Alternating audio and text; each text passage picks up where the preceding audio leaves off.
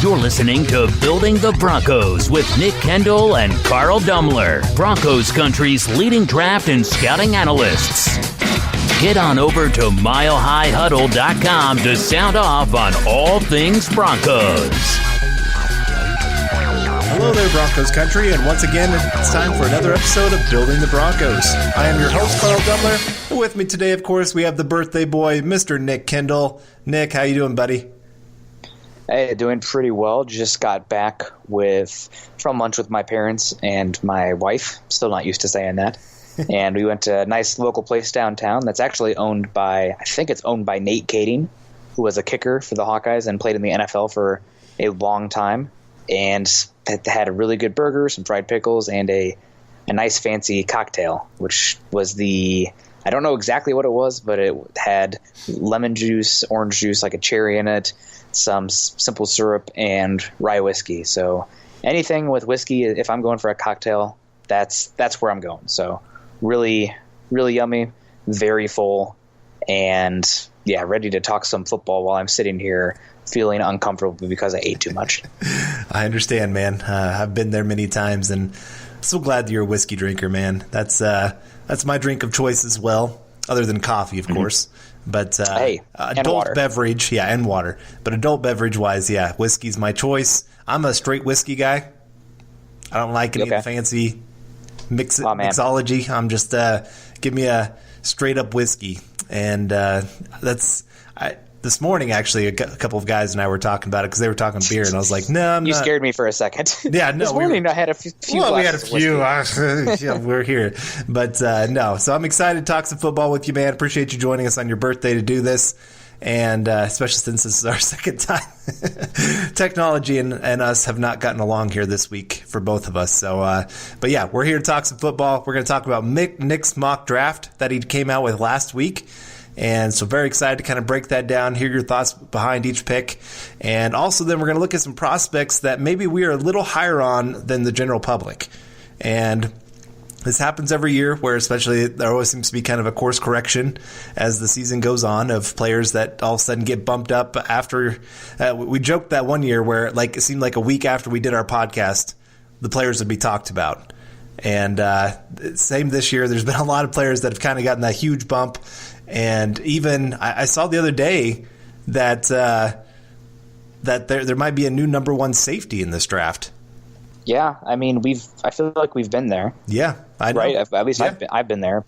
All the concerns with Grant Delpit have finally been realized, and people have gotten away from the hype. And the more people get into the tape, the more they see that this guy has issues.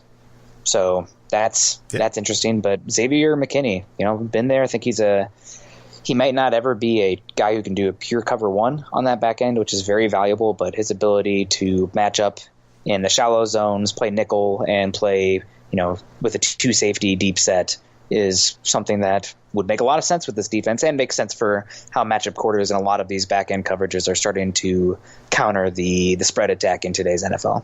Right. So, yeah, like I said, a lot of times it seems like the players we're low on all of a sudden start getting bumped up, especially as we get closer to the draft. We're, you said that earlier, 80 days away from the draft or so? Getting close about 80 days. Oh, man, so close. But make sure you're following us on Twitter because we got lots and lots to talk about on football. You can find me at Carl Dumler MHH and Nick at Nick Kendell MHH. And you can follow the podcast Twitter account at BTB Football Pod. Make sure you subscribe to our show and leave us a rating wherever you listen to podcasts. Also, don't miss out on all of our great off-season content at milehighhuddle.com of the Maven Coalition and Sports Illustrated. Also know that this podcast is powered by Overtime Media. This is the Overtime Podcast Network.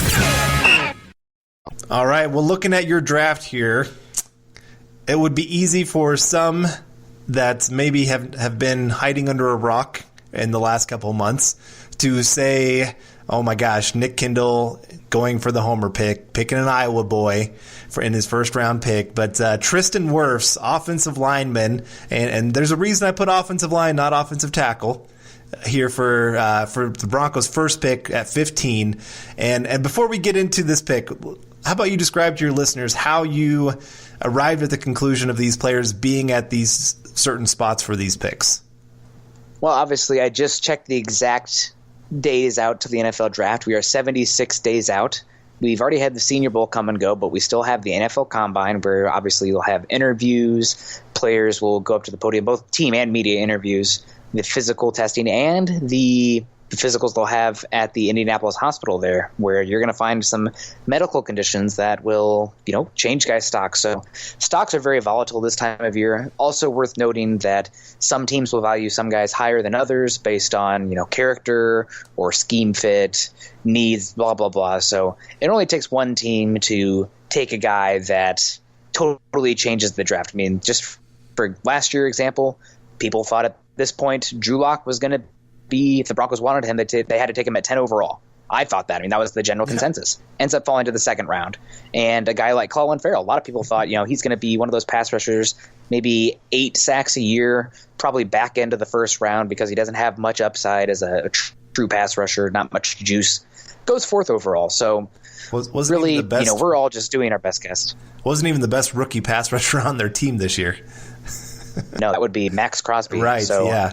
Yeah, you gotta. If you have a 4th overall pick, a good pick, that's great, good for you. But you gotta make hay with it. So that's my first off my thing. So anything is technically possible. I don't think we're going to see Chase Young fall into the Broncos at 15. But that's just kind of my overall starting there. And then the next thing is I went through probably about 30 to 40 big boards and really tried to calculate, the general range of where players are going, as well as going to FanSpeak and the Draft Network and running some simulations where I wasn't even picking, just to see where guys kind of ended up going to make the picks as realistic as possible at this point.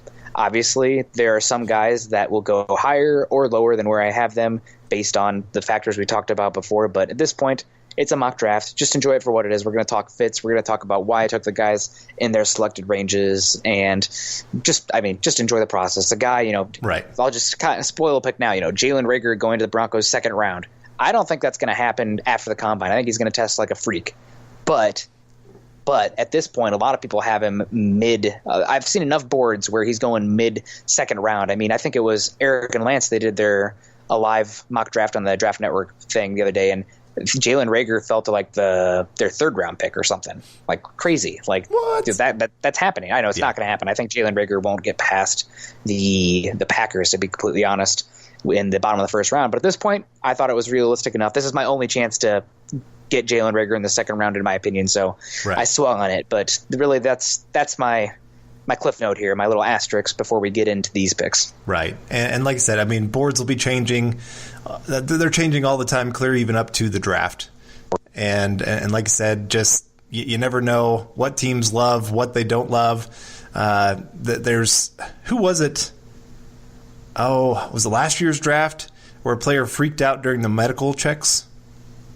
That was a few years ago. That's Reuben Foster. Oh, that's right. Okay, yeah. I was trying to remember who it was, but these players will be poked and prodded like crazy. There are rumors that there are some players with some concerns that might come up at the combine that you might see their stock just plummet like crazy of knee issues that teams don't think that they can make it out of their first contract. That's happened to a lot of players. Guys that you thought were going to be 1st or 2nd round picks, and then all of a sudden they have a medical issue come up, like you said, and all of a sudden just stock is all over the place. Interviews don't go well. There's so many different reasons players go where they go. But let's talk about this 1st round pick then. Tristan Wirfs, offensive lineman for Iowa. What did you love about this kid to be there at pick 15? Well, I think that if he makes it there, it almost seems like a no-brainer for the Broncos to take him. He is versatile, both schematically and positionally. He played right tackle for Iowa almost exclusively because the Iowa Hawkeye left tackle, Alaric Jackson, was far more comfortable with his technique at left tackle. So to get the best 5 out there, they put Wirfs at right tackle. But he did play left tackle some this season after Alaric Jackson injured his knee and sprained his knee, was out about 4 games, I believe it was. So Tristan Wirfs played at left tackle, looked pretty good. Played at right tackle, looked pretty good.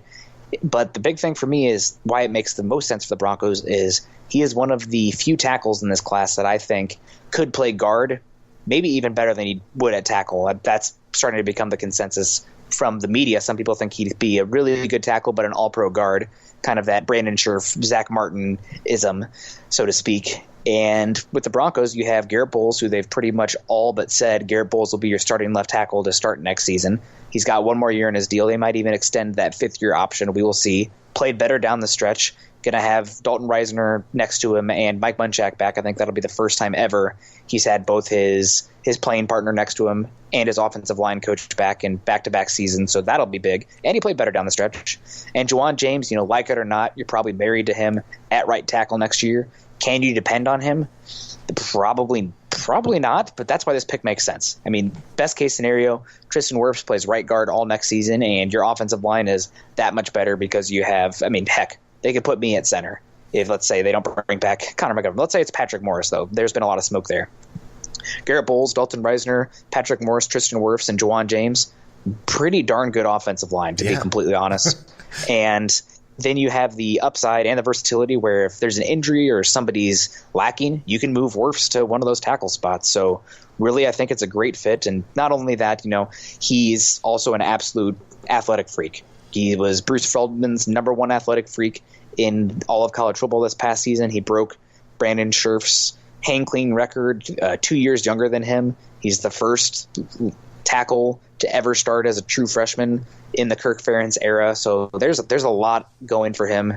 And if he makes it to 15, that would be amazing. It seems to be right now, again, we're 76 days out. It seems to be, actually, listening to Dane Brugler and a lot of people that are more connected to the NFL draft community than I am, Mekhi Becton and Jedrick Wills seem to be the top two tackles, the guys that are most likely to go top 10. After that, it's anybody's guess. You'd see Tristan Wirfs, depending on if the team views him as a tackle or a guard. And then Andrew Thomas and Josh Jones, I think, are going to be fighting for that fourth and fifth offensive tackle taken, because those guys are way more schematic dependent. If you're a passing team or a zone blocking team, I think you're going to lean Jones. If you're a gap scheme using more,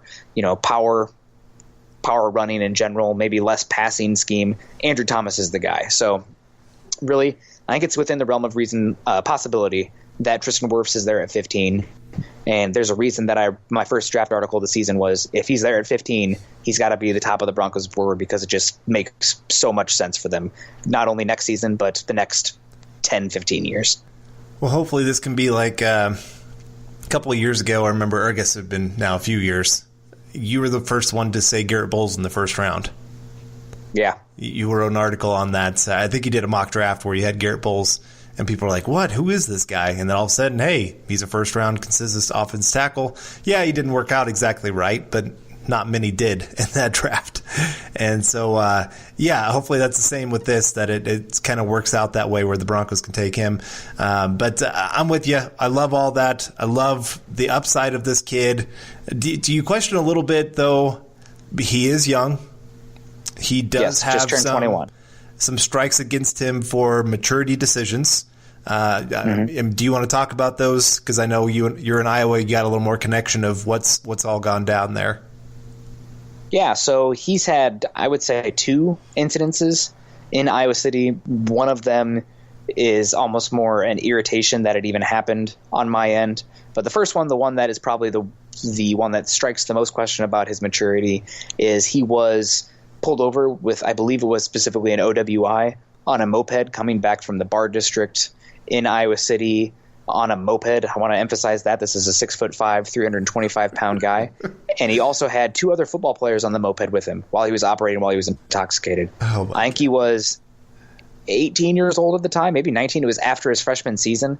So obviously, guys, Iowa City, there's a fair amount of underage drinking. It's a Big Ten campus, and that's just, it's happening here in Iowa City. You see it on football game days. But that was a big questionable decision, and he was suspended a game for that, I believe. And he had another incident, I believe it was this past summer, where he was in a bar too late. Downtown, there's a cutoff for how late underage people can be at the bar, and he was there with a bunch of friends who were of age, and I don't believe he was drinking any alcohol. He did not get in trouble for any alcohol, but he got a citation for being in a bar too late with friends because they were watching a UFC fight. Really, that one's the one. I mean, if you want to hold that against him, I guess, go for it, but to me, that is more on the, I know the officer's doing his duty, but just ask the guy to leave. Tristan, you shouldn't be here this late.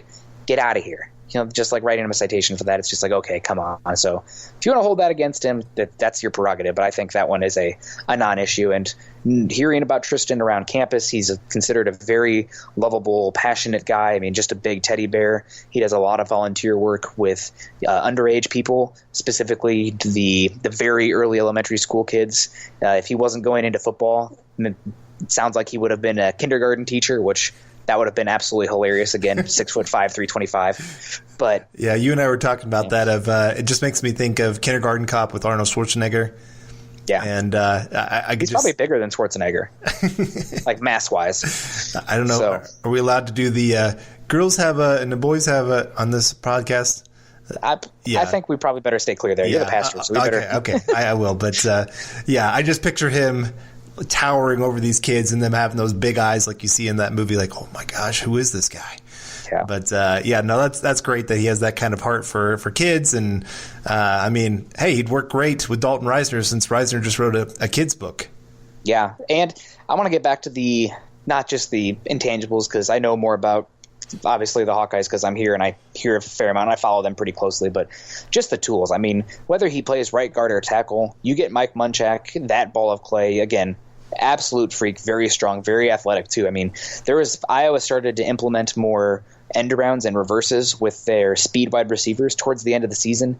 And in the USC game, there is a play where the play looks like it's going left and Tristan Wirfs starts to run left, and then he stops, drops his hips, changes his direction, and goes to the right, and actually is a lead blocker for the wide receiver, staying in front of the wide receiver.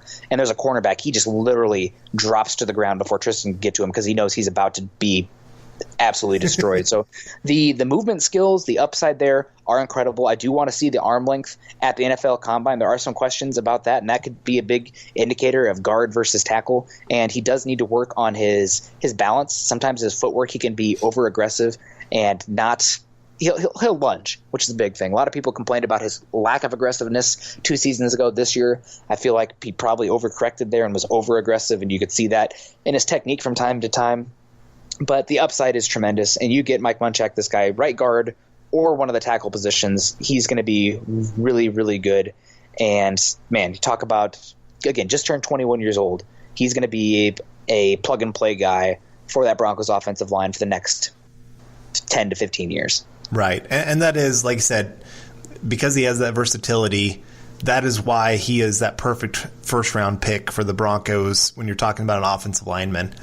I mean, you already said it. Of some of these guys are a little bit more scheme dependent and also position dependent. Yeah, and so when like Mekhi Becton cannot play inside. Right. I know he's big and strong, but when you're 6'8", 6'7", 360 pounds, he's going to have some leverage issues, and he's going to have some issues digging guys out. You want him to be a wall. You know, he needs to play tackle where it's going to take a long time. You can't go through him. You have to go around him, and that just makes it that much harder. So maybe some talk about Andrew Thomas playing guard, maybe Jedrick Wills, who I don't think falls out of the top 10. Probably not the case for Josh Jones, Austin Jackson, any of those other guys. But Wirfs, I mean, just the versatility, not only positional but schematic, I think it makes a lot of sense. And also I want to get Scott Docterman back on here. He writes for The Athletic, covering the Iowa Hawkeyes, and we had him on here last April/May, when we talked about Noah Fant, you know, everything Noah Fant brings, Noah Fant at Iowa, blah, blah, blah. And before Scott got out of here, I said, Scott, we're going to have you on here next year after the Broncos draft Tristan Wirfs. And he said, okay, I'll hold you to that. And so I just want to be able to call my shot. Yeah, yep. Exactly. No, that'd be great, man. And so perfect fit for the Broncos. Let's get to round 2 here then. And we have, you already said it, Jalen Reagor of TCU, wide receiver, speed.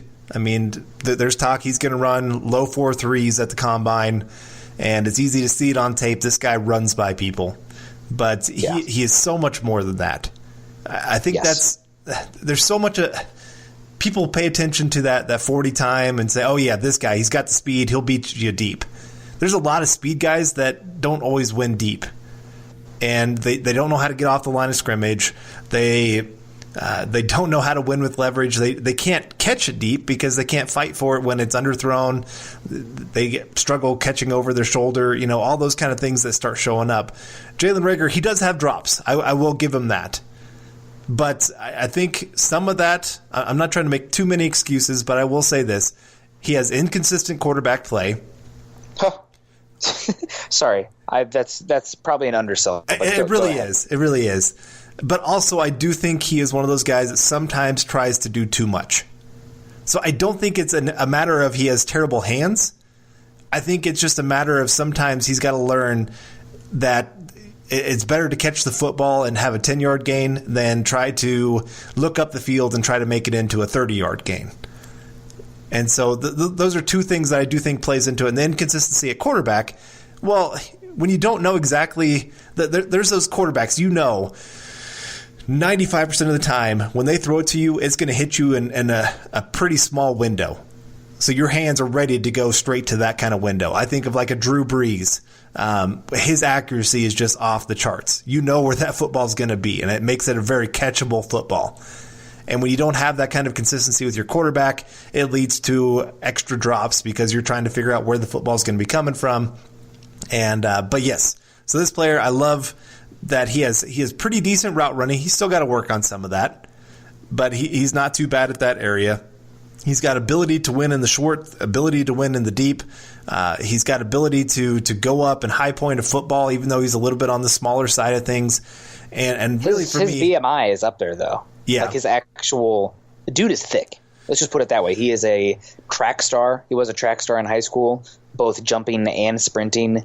And you see some smaller guys, but he's weighs more than Jerry Jeudy or CD Lamb, right, or Henry Ruggs. That's he's what I'm 5'11", saying. 200 pounds. It's underrated what he can do fighting for the football.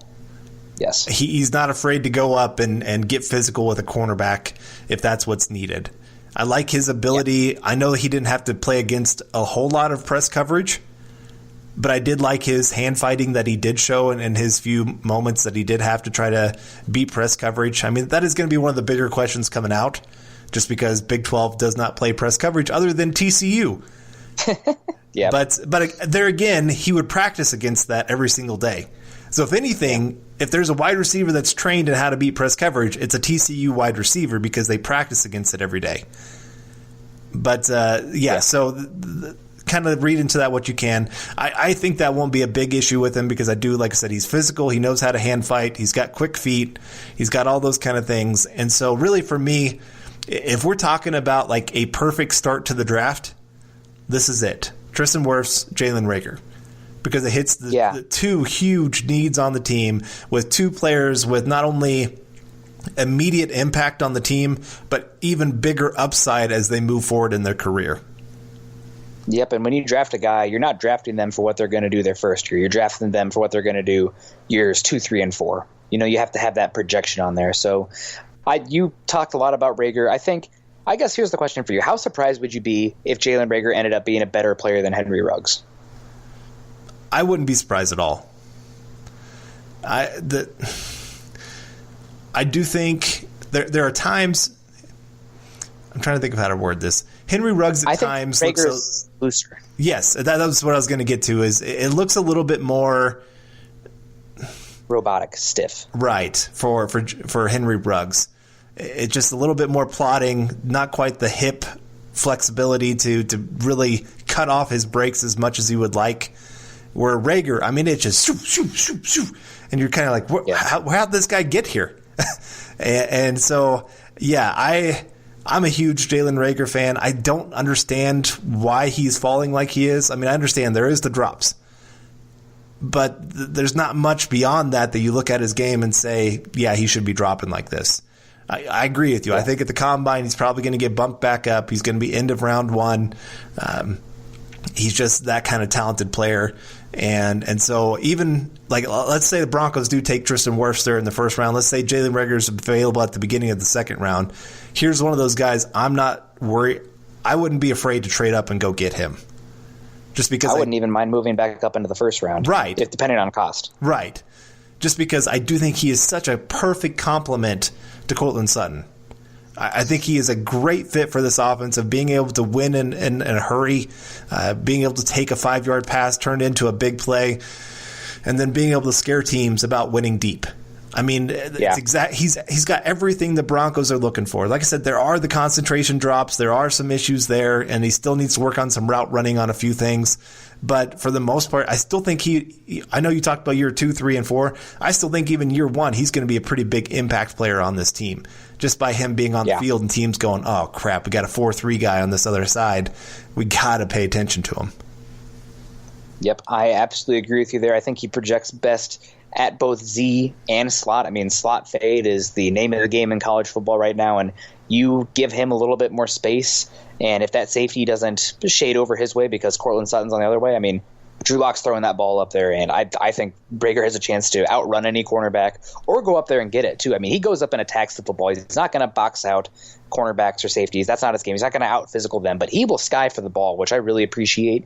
And something that I feel like Eric and I have gone back and forth on a little bit. You know, speed is nice, and you can talk about a guy like Brashad Perryman or Robbie Anderson, who I've seen some Bronco fans talk about signing, but it's speed isn't just speed. What Rager brings is multi-dimensional speed. So not only does he have the ability to track the ball vertically and be a vertical explosive receiving threat, but he can take screens, he can take slants, he can take jet sweeps, et cetera, et cetera. The mesh concept, which we're going to see a lot of with the crossing routes with Pat Shurmur, all those things, he has the speed. It's not just this linear 9-route speed, the classic Darius Hayward-Bay, where if you're running 100 yards down the field, he's going to beat you there. But it's the ability to change direction and have both, horizontal and vertical speed. So I really like his game. I understand that the drops are concerning. The hand strength isn't always the most consistent. I see flashes in it, but it's not consistent. But if you can get him round 2 after Tristan Wirfs, I mean, you're talking about pairing literally the two perfect skill sets for what this offense needs / has been lacking. And after that, the rest of the draft is gravy. So I'm not sure, again, I think these are two guys that they've been in that range right now. I wouldn't be surprised if both of them move up a little bit going forward. I mean, Woody Page just talked about the Broncos looking at Rager at pick 15 overall, for goodness sake. But I think right now it's reasonable enough to put him there. And I've been talking about the perfect ideal Broncos first and second round mock draft, or draft at all, would be Tristan Wirfs round 1, Jalen Rager round 2 since September 1st. I went back, I found the tweet. It was September 1st. So I figured that was my chance to dunk on it, talk about it before it becomes not so realistic. Right. You're right. I mean, it is. It's just perfect fits for what the Broncos need. Two great players that have huge upside. I mean, that's the great thing is both of them have. I mean, Tristan Wirfs, with his athleticism, I mean, you already said it. He could be an all-pro guard. He could be a great starting tackle. I mean, I think there's just versatility there to be a great player wherever he's put at. And then Jalen Rager, I mean, just that high impact. I mean, this guy can take it for a touchdown on any single play, and you get him into an offense that's based on space and let this guy go win one-on-one battles. If you give him a step, he's gone. And so, yeah, it is. It's a really perfect start to the draft. I can't find anything that I disagree with one bit. If this is how it goes, I would be just ecstatic that this is how the Broncos would draft. And it wouldn't surprise me. I know both these players are probably pretty high on the Broncos board right now. They make sense. So we've been talking for a bit now. We should probably take a quick break. I know we still have other rounds to get to here. Obviously, we haven't even gotten to round 3 yet. But talking about those first two guys, that's the most interesting stuff. So we'll spread out these next ones a little bit better. But we'll take a quick break here. We will be right back. Do not go anywhere. This is the Overtime Podcast Network. Alrighty, and we are back on the Building the Broncos podcast. I am Nick Kendell along with Carl Dumler. This is our second time trying to record this today. We had some technical difficulties earlier. Hopefully this will be coming through for you guys nicely. Technical difficulties has been the name of the show this week, honestly. We had some issues on the Tuesday Night Live pod. Hopefully we'll have those figured out by next Tuesday. But today we're talking about my most recent mock draft that came out, putting a little bit more context on it. If you guys have any questions for any of these picks or any of our comments, at Carl and I on Twitter, we're both very active on there, at Carl Dumler, MHH, at Nick Kendell, MHH. But we're moving on now to the third round, the Broncos' first 2 picks. I had them taking Tristan Wirfs, offensive lineman from Iowa, round 1. Jalen Rager, who's actually his father was a Denver Bronco, wide receiver from TCU, absolutely just dynamic, explosive wide receiver. Jalen Rager, round 2. So now Broncos, 3 third-round picks. I didn't project any trades. And probably, so Carl, I've taken an offensive lineman. I've taken a wide receiver. What would you say is the Broncos' next biggest need going into the offseason? I would say secondary. I mean, mostly, cornerback is what we really should say. Just because, I mean, you got Chris Harris most likely moving on, and Callahan can't be trusted to stay healthy. So it's either that or defensive line. Those are the two positions that I would say you absolutely have to go find some kind of starter. And I think it's going to be one of those you're going to have to double up here in the sense of take probably cornerback in the draft, cornerback in free agency, defensive line in free agency, defensive line in the draft. I think you're going to have to do both to really fill out this roster right now. And they have the means to do that with the cap space. So I agree with you. So the next pick I have here for the Denver Broncos, I had them taking Damon Arnett, the cornerback from Ohio State. Probably which is crazy about Ohio State, how good they were this year. Honestly, they maybe would have given LSU a better game than Clemson did. But Damon Arnett, senior this season, and was probably Ohio State's third best cornerback behind Shaun Wade, who many thought would be a back end of the first round pick. Wouldn't have been surprised at all, actually, if he ended up being my cornerback too coming into this, because he would have been such a good fit for the Broncos. But that's neither here nor there. We'll save him for 2021. And then, of course, Jeffrey Okudah, who is a consensus top 10 pick and the number one cornerback on the board. But Damon Arnett, man, he has been one of the most improved players in college football from his junior to senior season. Played on the opposite end, played boundary, and there's a lot of cornerbacks that I debated back and forth in this one. I wouldn't be surprised at all if Damon Arnett was actually more of a fit for the Broncos' second-round pick, but some cornerbacks going to have to fall, right? They all can't go round two, which seems like it's very possible. There's a lot of good cornerbacks going to go round two. So I went with Damon Arnett in this case. Very long, physical. He's not the best explosive athlete, but he plays with good instincts and anticipation. And while his skill set has been more man to date, just because Ohio State has such good athletes that they can play that man ability, he does a good job turning back, finding the ball, playing the ball, and has shown both off coverage ability as well as press coverage, which I know that a lot of people associate Fangio with the off coverage zone, but Prince Amukamara with Vic Fangio in Chicago used a lot of press coverage, so I think that's a little bit more something he would like to do. He also used it with Yadams/Bosby when he was given the chance. So I really like Damon Arnett a lot. I think that if he was here for the Broncos pick, this would be a home run. But there's a lot of cornerbacks I would be happy with going in this round. I originally had a cornerback going round 2 with a wide receiver here, round 3, but this is my chance to get Jalen Reagor to the Broncos before the combine, before he runs a 4.29 or something. And so I decided, Damon Arnett, feasible there, but there's a number of cornerbacks, like I said, that I'd be perfectly content with here round 3. You have a guy like Jalen Johnson from Utah who would be very interesting. Bryce Hall got hurt. He'd be a really fun one. That's kind of been in this range. Cameron Dantzler from Mississippi State, long, still needs to put on some weight, but he's one of the few cornerbacks that actually shut down Jamar Chase this past season, LSU, the Biletnikoff winner. And then, let me see, I'm probably even forgetting a few too. There's C.J. Henderson, supposed to be a first-round pick. Some people think Jeff Gladney might be a third-round pick. So there's a really good cluster of cornerbacks that are in that early second to mid-third round range. I'm thinking somebody's going to fall, and in this situation, I went with Damon Arnett just because he just showed out this season, and I don't know if he has the athletic upside of some of these other cornerbacks that are in this range. Yeah, he's going to be that lunch pail kind of player that you don't view as eventually being a top 10 cornerback in football, but he's going to be smart.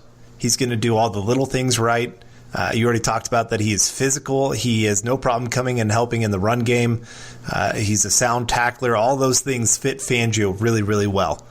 And so I think this is, like I said, it's a home run pick for the Broncos here. I don't ever see him having number one cornerback upside, but this is more you're trying to pair him with somebody else. You're probably going to free agency and getting yourself a Prince Amukamara if he gets cut. Maybe even splurging. I know Benjamin Albright tweeted out something about Byron Jones being somebody the Broncos might look at depending on price. You're looking at that number 2 cornerback spot. Who can you bring in? And Damon Arnett, definitely a good fit. Very mature player, very smart player.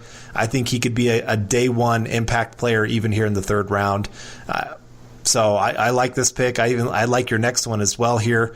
Terrell Burgess of Utah, who's a safety / nickelback. Again, another player that fits well. You're losing Will Parks, so you need to be able to replace him.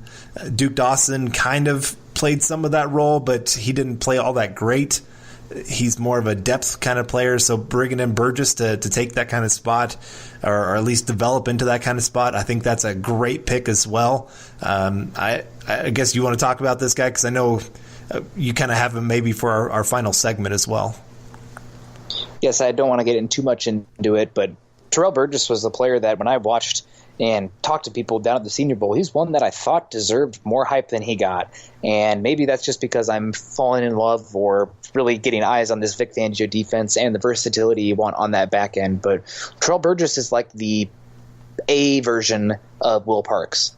Like he's can play that deep too. He's probably much better actually in the playing that cover two as one of those deep, half field safeties. But his ability to come down and play the nickel and blitz even off the edge and tackle in space and play shallow zones or man coverage from that slot position. I mean, he was really good in the drills, better than some of those cornerbacks. And you're talking about a guy that has the ability to play that, cover two safety in the back end as well. I don't know if he has cover one ability, but I really like him a lot. I'll save him for the end because he's one of my guys. Obviously my guy, if you're talking about first round picks, that's a little boring, but I think that Burgess is a guy that's going to be a really good player in this league for a long time. And worst case, he's a really good special teams player, but I think you get him to be that, fifth defensive back on your team where, you have starting cornerbacks and he can kind of be that dime backer, homogenous kind of safety / cornerback. He's going to be really good. And I think he's a perfect fit for this defense.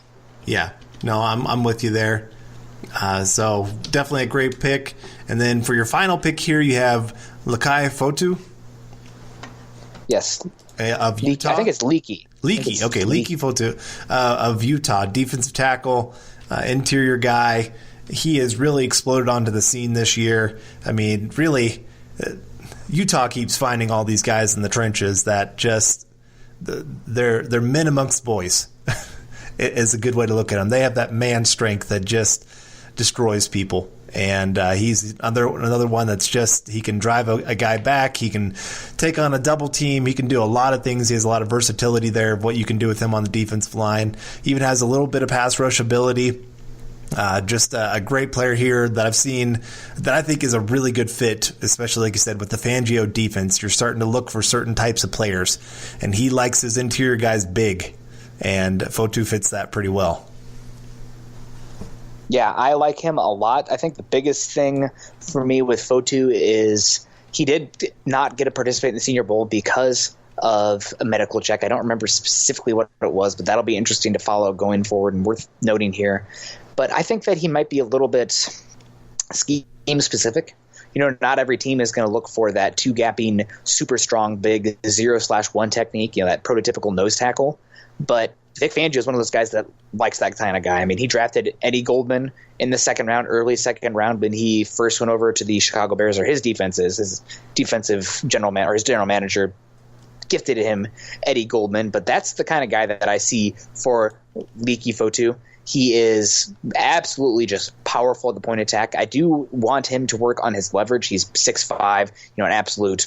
I think he's like 330 as well. He's really strong at the point of attack. His doesn't have the hump move that you see of a guy like Vita Vea, but he's really strong. He needs to work a little bit with his pass rushing, but the upside is there as a pass rusher, especially one that can be a pocket pusher, and what you need with Patrick Mahomes. And I think he not only has the ability to be a really good player in base, but I think you can play him as he matures as a one technique in sub package as well, because I do think pass rushing upside's there. He's probably not a fit for every single defense, but for a guy that can push and maybe even supplant Mike Purcell, who was solid last year, but more of a jag, I really like him a lot. And again, he's one that I could see going top of the third round, but I don't know if he fits every single defense. I think he'd probably be better as a two-gapper. So I have him going here to the Broncos. And I have the Broncos going back-to-back Utah defenders, which if anybody knows, John Elway really likes the Pac-12, and he likes to draft guys that play at altitude. And lo and behold, here we are drafting two Utah defensive players and back-to-back picks. And I was considering Jalen Johnson with that third-round pick for the Broncos as well. So could have been all three of the best. The day of Utah. Yeah. Yep, exactly. But the thing is, they're all great players. I mean, that's the other thing. They're all great players and all great fits. So it wouldn't surprise me one bit if the Broncos came away with a couple different Utah players. They might even Zach Moss, the running back. It wouldn't surprise me if they decided to bring him in because they're looking for a running back that can do a lot of different things. But all right, we'll get to the fourth round here. You have Keith Ismail, center of San Diego State, and John Hightower, wide receiver of Boise State. Why'd you look in that direction here in the 4th round? Well, I wanted to look for – I really think, again, coming out of the Senior Bowl, a lot of people were talking about Hennessy. A lot of people were talking about Lloyd Cushenberry. But the guy that I thought did pretty well, that did not get the hype he deserved, was Keith Ismail. I think he was the all Mountain Valley center this season. He's both a good pass blocker and a run blocker. And while he probably isn't going to be a year 1 starter, getting a center, he also has some guard experience. Getting an interior guy that Mike Munchak can get his hands on here. Day 3 can get that depth/redshirt season year 1 can be a huge addition for this offensive line. And again, a guy that I think can probably play either scheme reasonably well. I mean, he's not Garrett Bradbury, James Daniels, Jason Kelsey, freak athlete at the center position that's climbing and making reach blocks that don't make any sense. But he's really solid, and I think he's a chance to be a really solid starter in this league for a while, which, I mean, that's what you want. And with how the Broncos, specifically John Elway, have been treating that center position, almost like a running back where you find the guy, you develop them, you get squeeze that juice out of them, their rookie contract, and let them walk. Seems that'll be the case with Connor McGovern as well. This just follows that blueprint. All right, well, let's get to the 5th round here then. And we still have a 4th round pick. Well, I guess I listed both of them together. Oh, shoot. Well, John Hightower, I would love to talk about him. Okay, yeah, Sorry. Go ahead. I just didn't know if you were just one. No, I love it. Sorry. John Hightower, Boise State. He had an up and down Shrine Bowl this year, Shrine practices. Again, I went with 2 wide receivers that have questionable hands but are absolutely blazing. And John Hightower, he's not just he is more of a vertical guy. I think he's less multidimensional in his speed than Jalen Reagor, but he's 6'2", 185. He's going to need to put on some weight. That's going to be questionable on how he can be pressed, but starting him out in slot, especially if you're going to run some more vertical concepts from 11 personnel, he can run jet sweeps, he can take the screens, and he adjusts the pass pretty well. It's a little bit like Jalen Reagor, where there's just the hand strength / consistency in that regard are still sporadic, a little bit high-low variance kind of thing going on there, or high variance. So I think he can get better there, and I wouldn't be surprised if he goes in the top 100 just because the juice he has. Speed is always at a premium. I mean, last year we saw Andy Isabella, Mecole Hardman, and Paris Campbell all go in the 2nd round despite some questionable transition to the NFL because, hey, those guys could freaking run. So speed's at a premium. It's probably not going to be devalued anytime soon with how Kansas City just won the Super Bowl and just destroyed teams this season with speed on the boundary. So I really like John Hightower, and he could be one of the steals probably more down the line. But again, the dynamic ability, the speed, not only deep, but after the catch, over the middle, on crossers, it's all there. So I really, really like John Hightower. All right, well, then let's get to the 5th round here. And this is the comp pick. You have those in here. The projected comp picks for the Broncos is the 5th round and 2 in the 7th round. And so we have Joseph Charlton, punter, South Carolina. And I know the guy that's been getting a lot of hype is Mann of Texas A&M, just because I think he had, a couple 70-yard punts this past year. And so everybody was talking about this big leg punter, but you'd kind of heard down there at the Senior Bowl that Charlton was the guy that was really getting the hype. They're both very good, but people said the ball coming off Charlton's foot sounded different, looked different. He was continually booming 60, 65-yard punts that had hang time of 6 seconds, which, folks, that's incredible. So the Broncos have 12 picks here. Obviously, the Broncos, Colby Wadman has not been good. I'm going for a guy with upside. He has some athleticism as well. There's some pretty fun trick plays at South Carolina. It's not Riley Dixon level athlete, I would say, but the leg is as good as we've seen coming out for a bit. I think Michael Dixon is probably the only guy that could give him a run for his money if you remember him coming out of Texas. The Seahawks used a 5th-round pick on him a few years ago, and he's been really good. So Joseph Charlton, Broncos have been so bad in especially the punting game, but in that 3rd unit of special teams for too long. It's time to attack it. The Broncos have 12 picks. This is when you can afford going after a punter. You got to win that phase, and especially against Kansas City. Patrick Mahomes, make that jerk go 95 yards every time. He's not a jerk. He's probably a nice guy, but I'm irritated at him right now. So I really like Charlton, and I know Mann is the guy who's gotten more accolades, but I think Charlton is the one that will have the better career in the NFL. So I'm with Charlton here. All right, well, then let's go 6th round here. Then you have Salvin Ahmed, running back of Washington. Speed, speed, speed is pretty much the key of your draft here. Yes. This guy he can run. Let's just say that. I know you've talked a lot about the 49ers model. It's not a matter of you need thunder and lightning. It might be that you need lightning.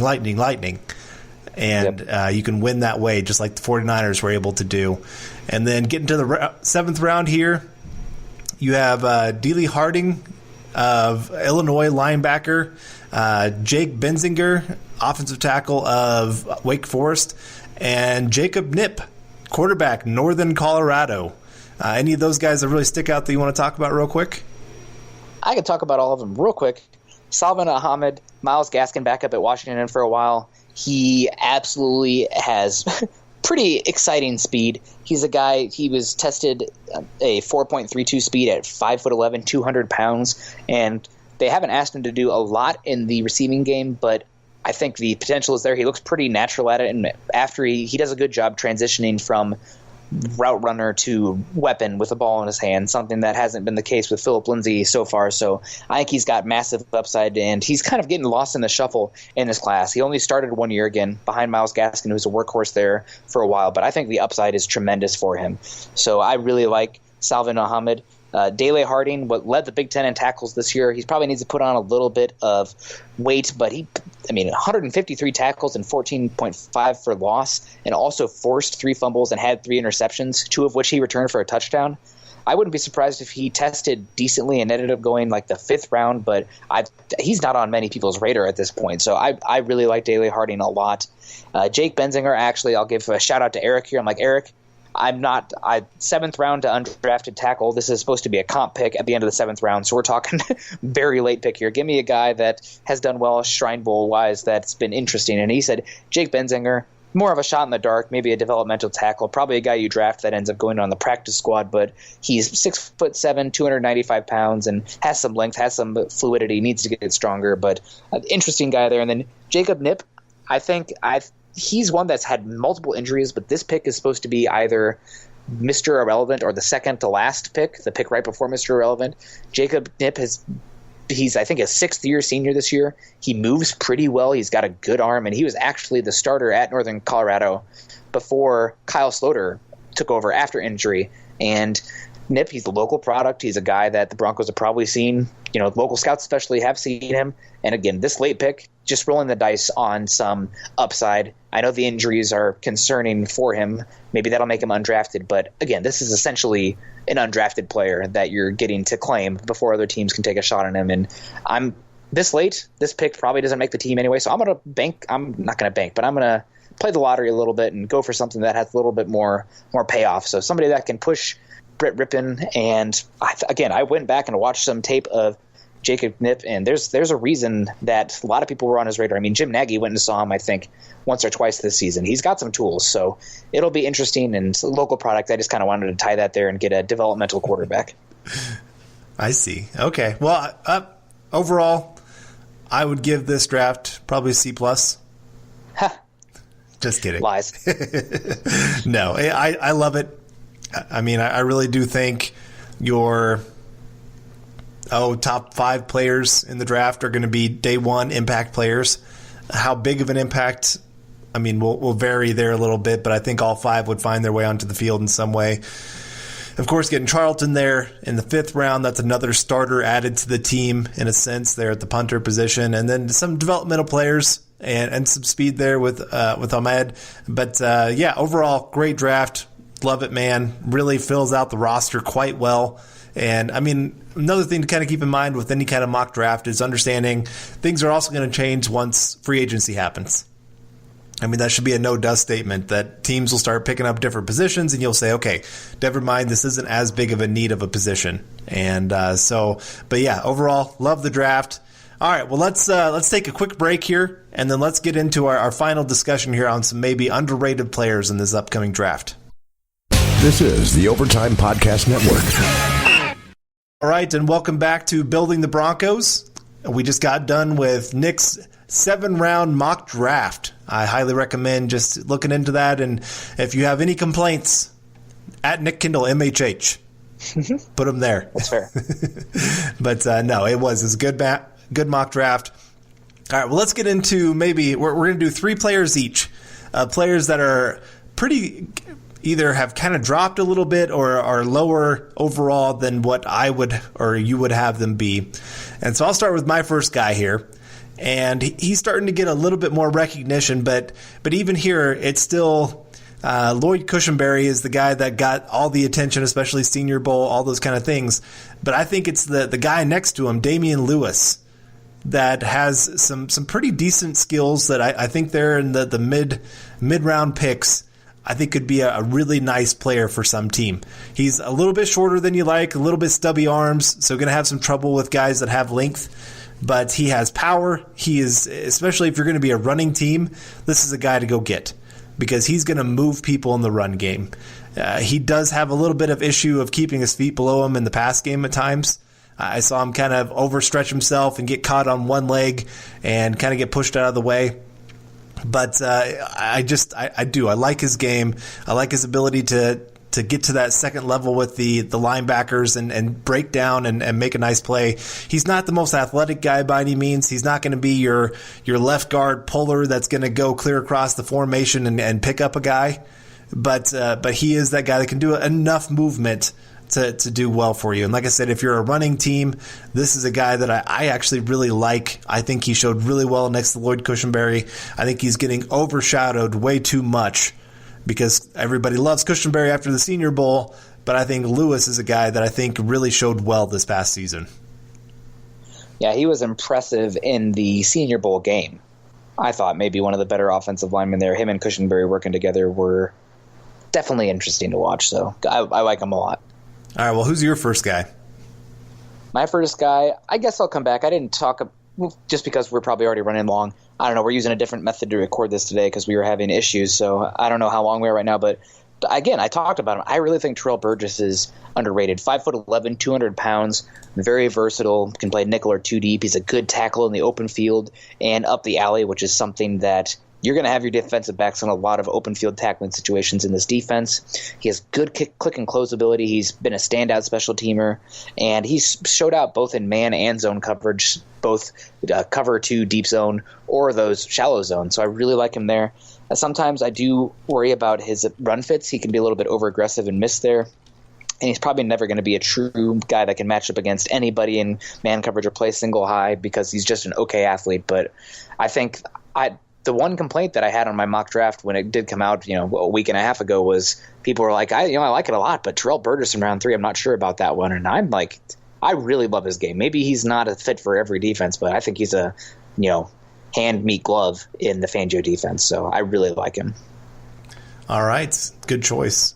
Well, I'm going to go. I guess I like the interior offensive lineman in this draft a little more than I thought I would. But another guy that I think has been maybe a little overshadowed by the guy next to him. He's one of your favorite players, Ruiz, but Ben Bredesen, guard of Michigan, played left guard this past year, has been a starter for them for a long time. I just think this guy, he's just consistent. You know what you're getting out of him. You know he can step in day one and be a high-quality starter for you. I don't think he's ever going to be an all-pro guard for you. But I think he's going to be one of those guys that's going to be that lunch pail, do his job, especially in the past. It's kind of the difference here. Damian Lewis is more the run game.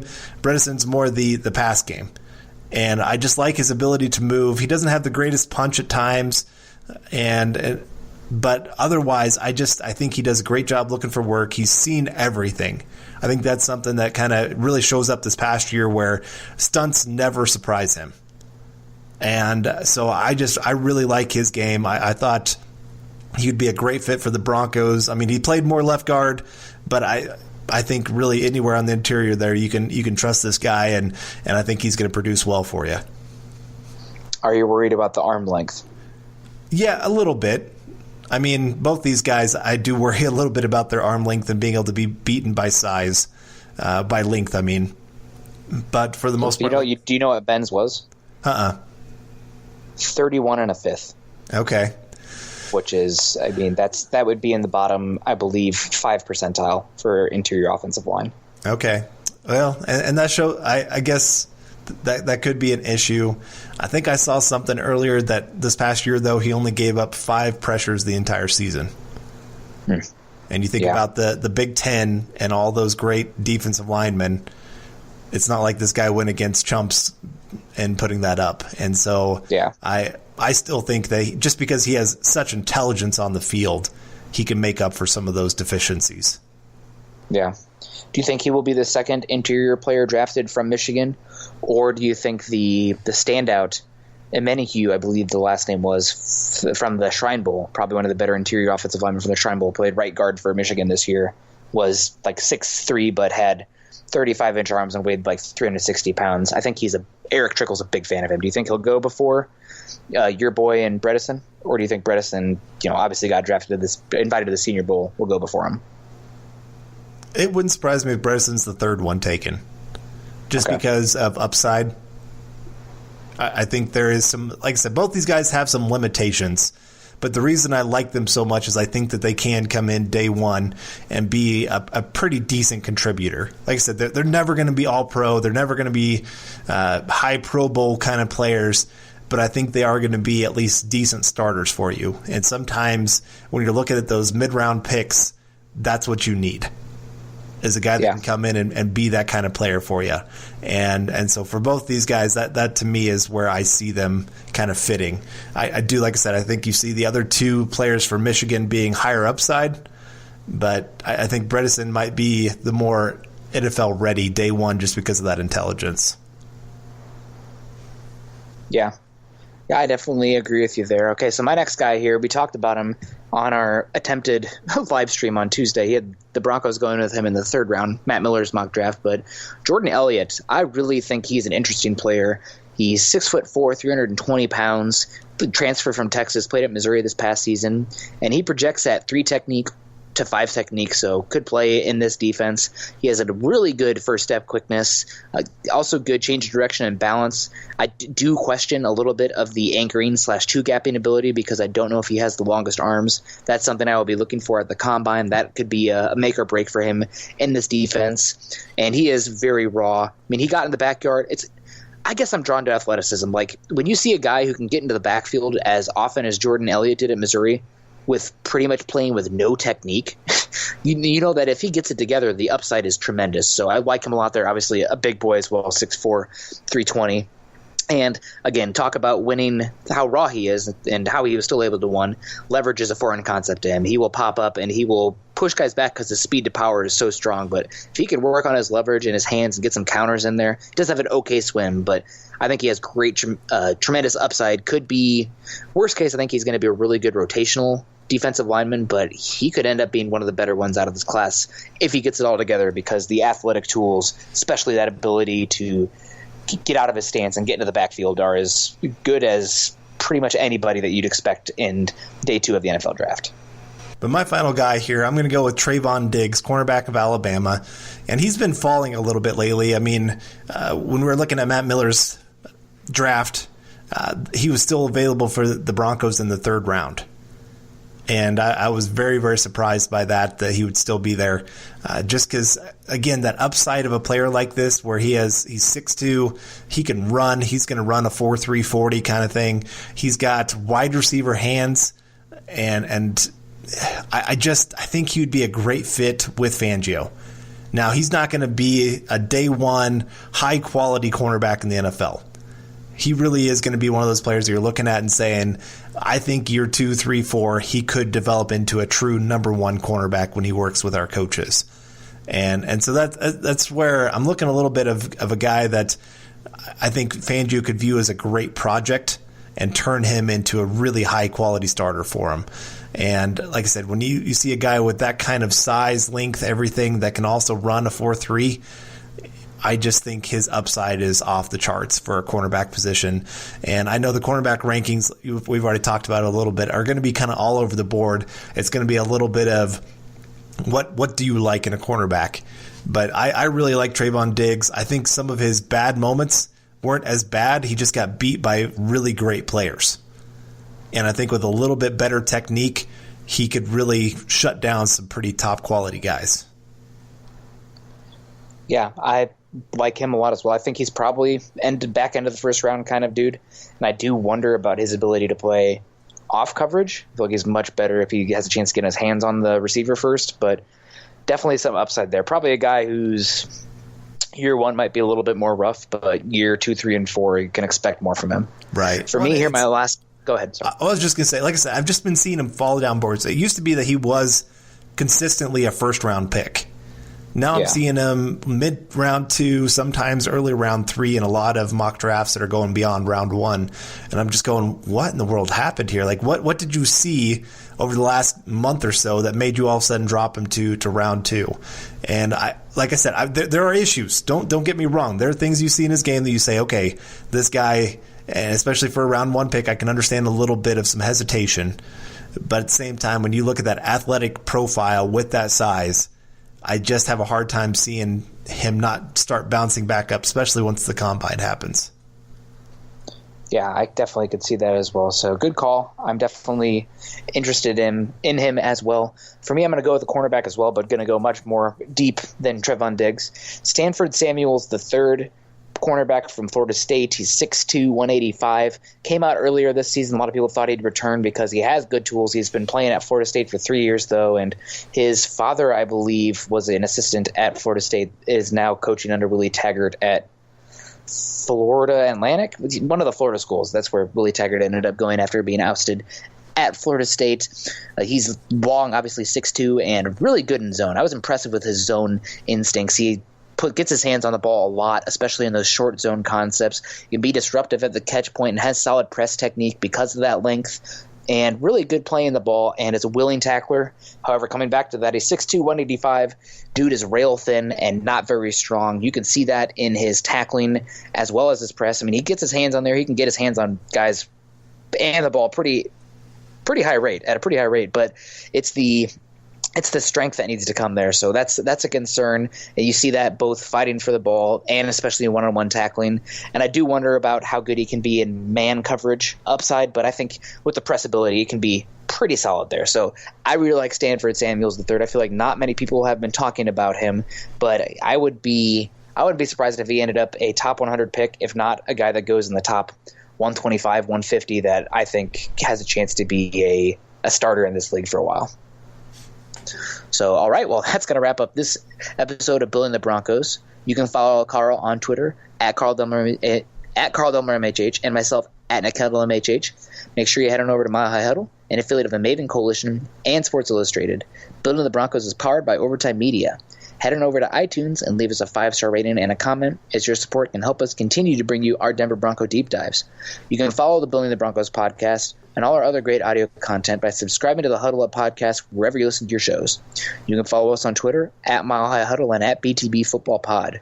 For Carl, I'm Nick, wrapping up another episode of the Building the Broncos podcast. We hope you guys enjoyed it, and we'll see you soon. Go Broncos. You've been listening to Building the Broncos. Join Broncos Country's deep divers at milehighhuddle.com to keep the conversation going.